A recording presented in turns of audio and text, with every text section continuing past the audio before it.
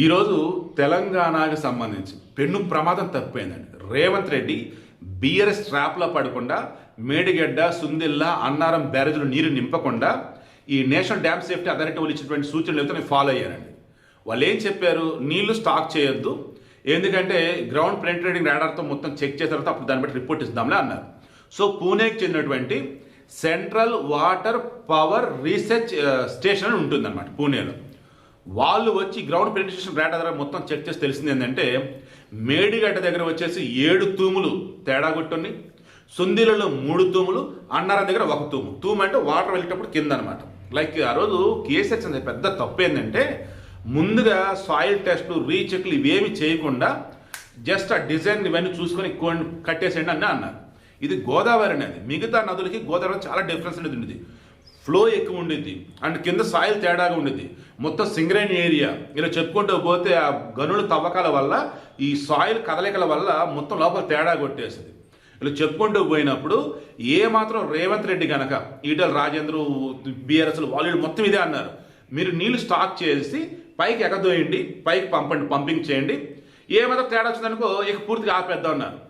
వాళ్ళ మాటలు నమ్మి రేవంత్ రెడ్డి అదే కనుక చేసినట్టయితే ఒక్కసారిగా బ్యారేజ్ మొత్తం కొట్టుకుపోతే దిగునటువంటి భద్రత పరిసర ప్రాంతాలు మొత్తం మునిగిపోయేవి. ఎన్ని వందల మంది చనిపోయి కూడా లెక్కలేదు, కొన్ని కోట్ల నష్టం వచ్చేది.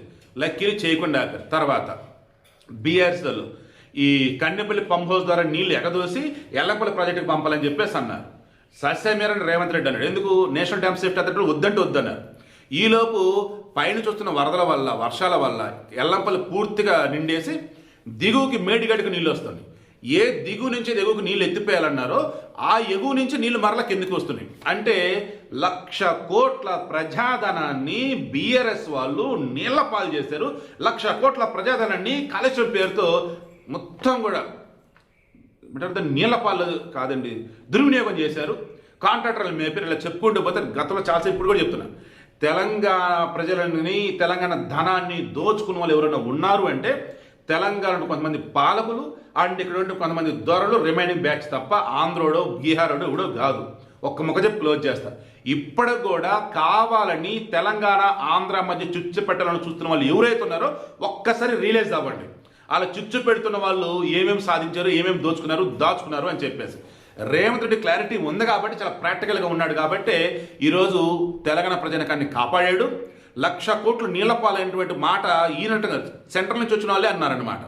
కాళేశ్వరం ప్రాజెక్ట్ ఇప్పుడు కూడా దాన్ని వైట్ ఎలిఫెంట్ అని అంటుంది చాలామంది. ఎందుకంటే ఆ అవసరం లేదు అసలు.